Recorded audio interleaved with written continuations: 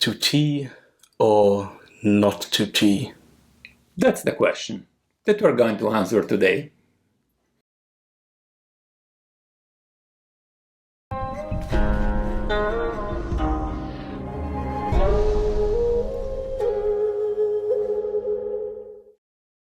Hey everyone, this is Sigi.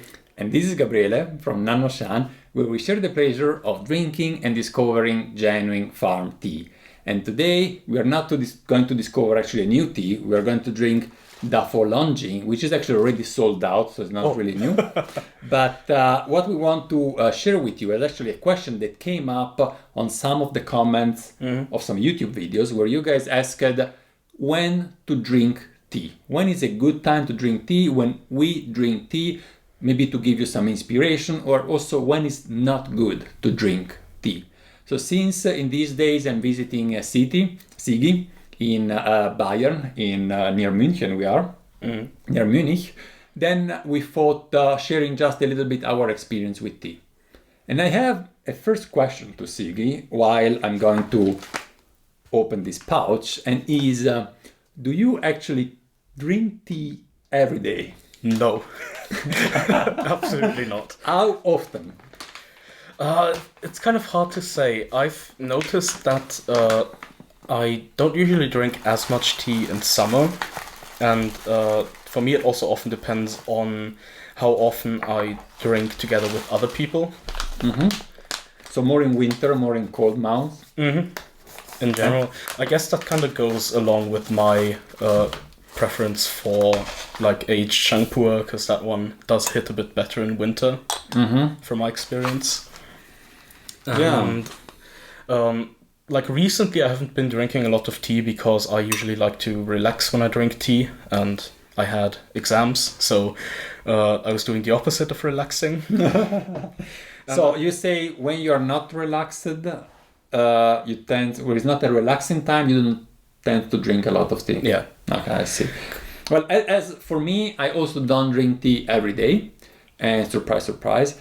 And the main reason is that when I have a very hectic day with a lot going on from the early morning till the early evening, I basically don't have time to drink tea, or actually I don't want to use that time to drink tea because I don't have enough attention to dedicate to tea, if you will. Yeah, it's kind of like that for me as well. Like when I'm under a lot of stress, or I know like there's something on the back of my mind that needs to get done, then I don't feel like I can pay proper attention to the tea.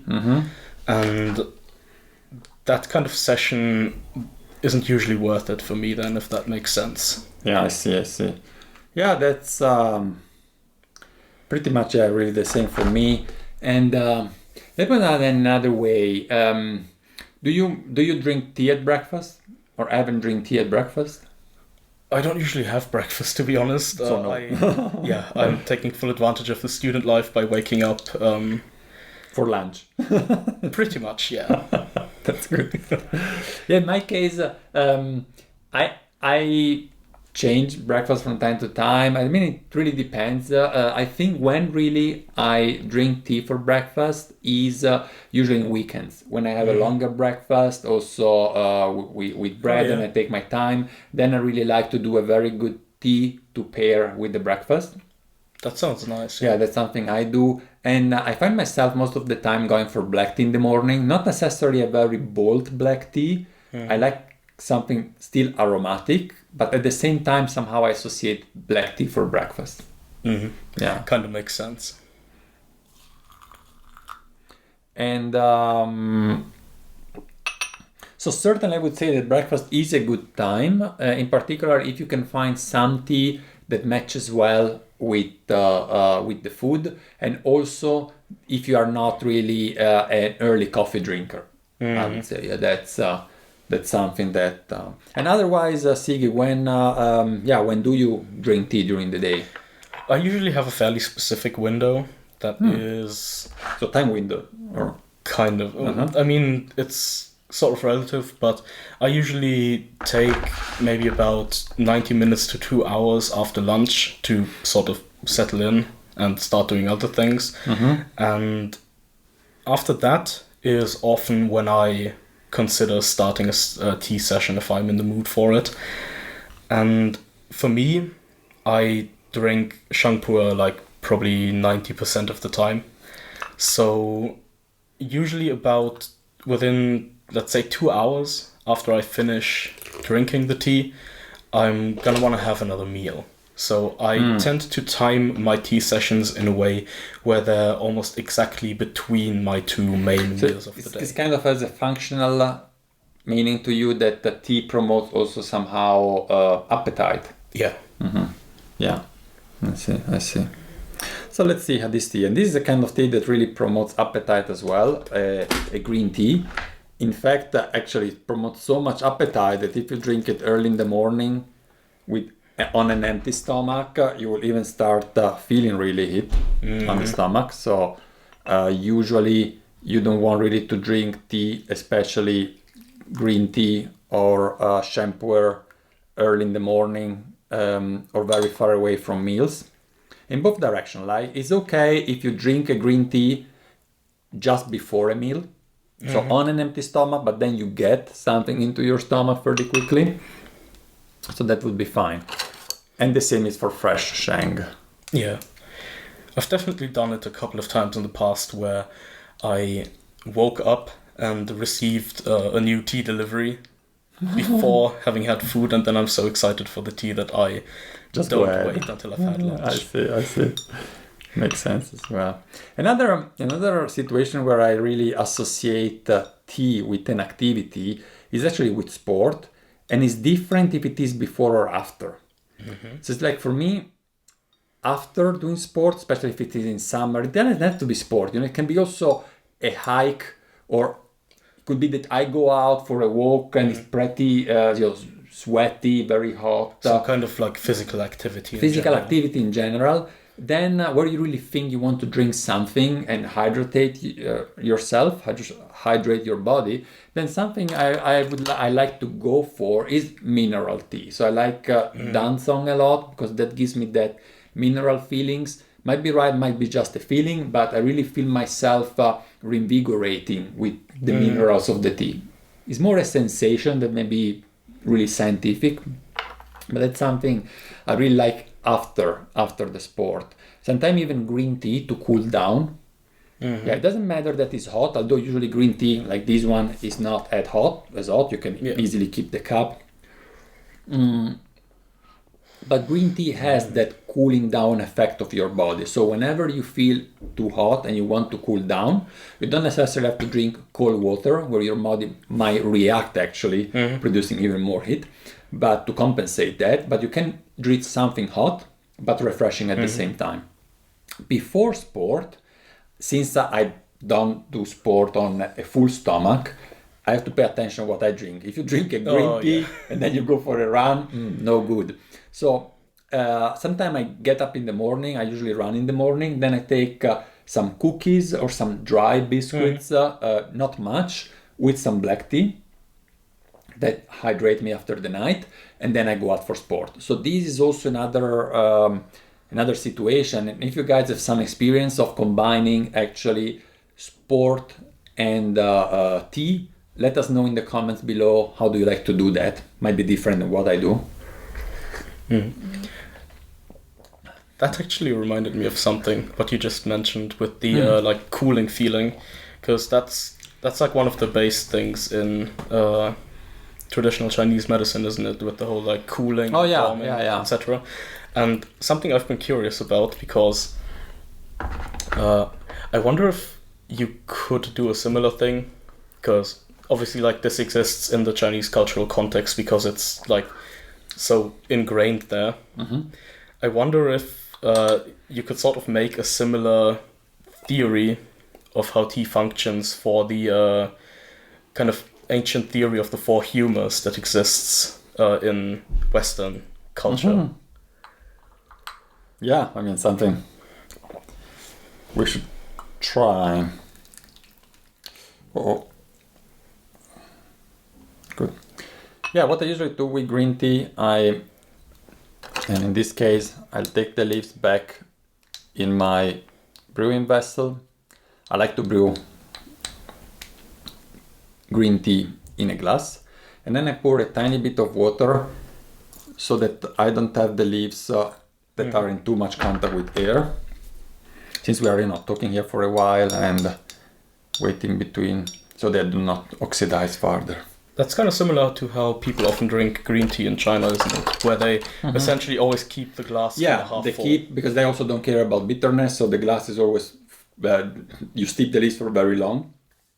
It depends your sensitivity about bitterness. That tea now is not yet bitter, but let's see how it evolves. Do you ever actually drink tea with meals? Or have you ever tried? Now I need to think. Not usually. Definitely. I've always thought about trying to do like a tea and food pairing, but I think one of the fundamental difficulties with that is that you'd kind of have to make a meal just with regards to flavor. Like you'd have to make a meal where both the flavors of the food are interesting and the flavors of the tea are interesting and they work well together and they're not overbearing. I think that's a really difficult balance. It's difficult, and we've done quite a few videos about food and tea pairing. And what we liked is actually to separate between 3 different pairings. You have the matching pairing, so you try to match the taste of the food with the taste of the tea. You have a complementing, so there is something missing in the meal that you want to complement with tea. And then there is a contrasting, or something that actually has nothing to do one with each other at the first glance. But then when you try it, is a nice combination. This morning I had matcha with cantucci. You know cantucci biscuits? So with almond biscuits. So matcha tends to be kind of bitter. Almond is very sweet. So it's a lot of contrast. And you never know, if something bitter really can go along well with something very sweet. But for me it was a nice... is that contrasting? Is that complementing? Or maybe it's just balancing out? But was really good, and if you have the opportunity, just try it out.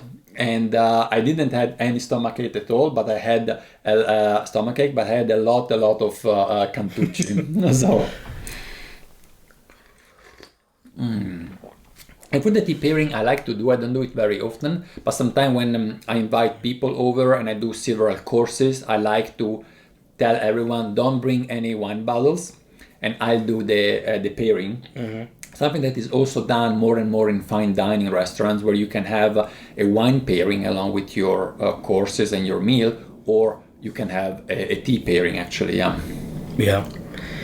I actually have a book here on my shelf that's called Culinary Artistry that really goes in depth on that particular topic in the culinary field, and it even describes like pairing similar to what you just elaborated on with the like different styles and how they can play with each other, and it also provides some general directions for the kind of flavors you could expect from different ingredients. And sorry, go ahead. So that might also be a decent baseline for giving you ideas which teas you could pair with which foods in which way. And you have the book here? I do. Okay, so I'll put in the description below the name of the book so that you can search it out if you're interested into that.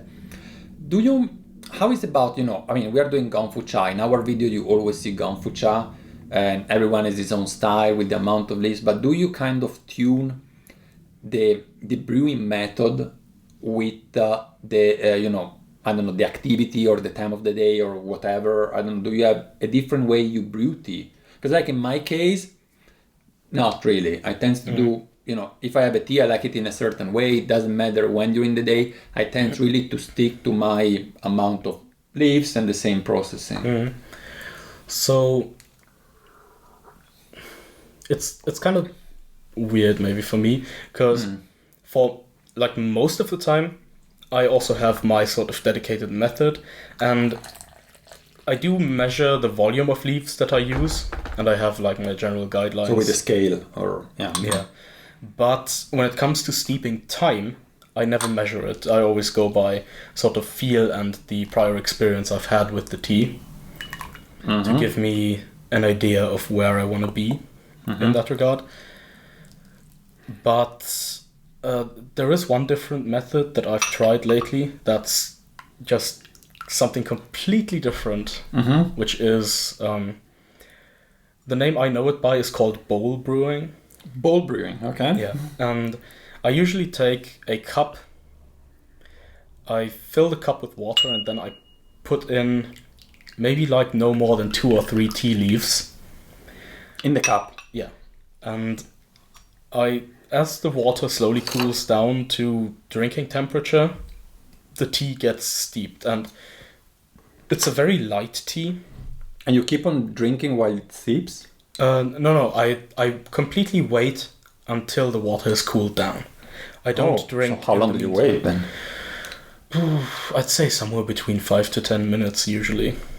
Okay, not too long. Yeah, and it creates a steep that's very light and entirely focused on the tea's aromatics. The tea liquor itself doesn't taste like much, but you get a lot of the aroma of the tea. It's kind of it reminds me, there is this kind of, to me, a bit new fashion of having water bottles, just flavor water, when you have a tiny bit of aroma into your water, and it looks actually clear water, but it has a little bit of a taste. Can be fruity, can be something else. So in your case, it's kind of flavor water, but it's flavor with tea. Pretty much. That also reminds me a video that I did a couple of years ago, and it was really nice. Actually, I was traveling. I was in Polynesia traveling. It was really cool. And I was near this beach, and I thought, okay, let's do a video about how much leaves to use for Gongfu Cha. And I had these 2 methods that I compare with fine dining and steakhouse. So steakhouse, more rough, a lot of leaves. Fine dining, a bit less quantity. And then at the very end, I said a comparison with molecular cuisine. And I said sometimes when you put just a single leaf, in your case it was just 2-3 leaves, in a cup, and you brew just a single leaf, and you concentrate your yourself and your tasting buds in spotting that aroma. So I assume this is something that you do when, it's a quiet moment that you can really concentrate on it. Yeah. I usually only do it late at night. It also helps there, obviously, because there's less caffeine if you're just steeping 1 leaf. But also, like, everything around me is quiet. I have a moment to sort of contemplate that particular tea. Okay. And we've spoken a little bit now about when to drink tea. We mentioned it's not so good to drink tea on an empty stomach. And if I think about when else is also not good to drink tea, and I have something that popped up to my mind, and I like to play chess. I play chess almost every day, and I play relatively fast games. Like 3 minutes, 5 minutes game. And in that case, I cannot really drink tea at the same time because I have to concentrate on the game. It's high pace. So to generalize that, I would say that when you do an activity that is short in time and requires a lot of concentration, then that's not good to pair with tea. While if your activity requires a lot of concentration, like monks when they meditate, and it is extended over time, then it's nice to have that cup of tea to go along and actually promote also concentration. Yeah, I mean, I'm trying to figure out if there's something I can say here from like a psychology standpoint. Sigi studies. Yeah, I'm a psychology student, for those of you that don't know. I guess to some extent it depends on sort of the level of stimulation that's present and how sort of how high your cognitive load is overall. Because when you're playing chess and you're playing fast, you need to focus a lot, and like basically your entire cognitive load is focused on that chess game. I think focus is the right word there, right? Yeah. Because you don't have focus for anything else. You know, like if I would do a 2 hours game, I would then it's totally different. It's like if I have to write a report at work, something that, or I have to do some calculation or analysis, and I have time for doing that, then I really like at work. And I drink a lot of tea at work, indeed. I have my kettle and everything at work, so I tend to do a tea alone. But not when I have something, very focused for a very short time. Are you a gamer as yes, well? I play a lot and how of it is games, about gaming? I basically never drink tea while I play games. Okay. So you see, even though it's even a bit more extended maybe, but you need a lot of activity sometimes in gaming online, and there you don't have that time. So I would say that's a situation where, you know, I wouldn't advise to drink tea. Also, probably you wouldn't get along out of your tea, and you would lose your chess game. Yeah. Maybe. Like, I think in some ways, specifically with regards to chess, if we look at that, I imagine kind of the way you use your brain or your cognitive functions in a 3-minute or 5-minute game and in a game with unlimited time are probably entirely different. Yeah, for sure. Yeah, that's for sure. And in that sense, these different ways in which you use your brain can also mean that you may have more or less time or more or less cognitive load available to focus on that tea that you would or wouldn't be drinking at the same time. And of course, what I didn't mention, Sigi, we so far we spoke only about situation where we drink alone, but of course, I mean, I drink tea all the time. I do YouTube video because it's kind of drinking tea with you, and I like to drink tea with friends. Actually, that's the most. It doesn't matter where and how. It can be a tea session. It can be friends that come over and they have nothing to do with tea. It can be that I come over to Sigi, or yesterday when we met also Jens, and we had a long session from like 1 p.m. till 7:30 p.m.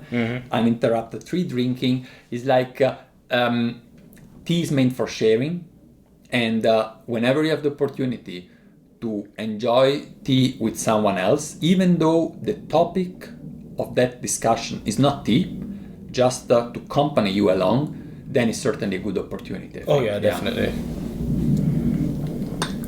All right. So how do you like the tea? Is it a good match for the moment? I'd say so, yeah. Yeah. It's not overbearing, for sure. It's... I'm not sure if I'd call it a light tea, per se, because it's still quite flavorful. For a green tea, it's not a light one, for sure. Yeah. But it is a tea that can be drunk without needing to like focus your entire attention on it for it to really make sense to drink. Yeah. And is a green tea, I should go actually for a lunch. Something's letting behind us.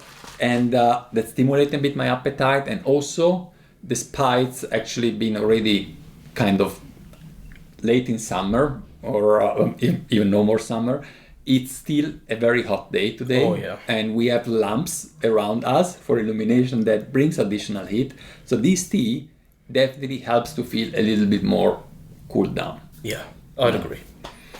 All right, yeah, I hope that gives you some inspiration. And if there is some moment, and I'm sure there are, moments in which you drink tea that we haven't mentioned today, please share that in the comments below, because maybe we keep on doing all our, habits. Yeah. And you can give us and anyone else that reads some inspiration for new moments where it's good or maybe bad to drink tea. Thanks a lot for watching. Don't forget to subscribe our channel and Sigi to give us a thumbs up. Bye guys, I'll see you next week. Bye.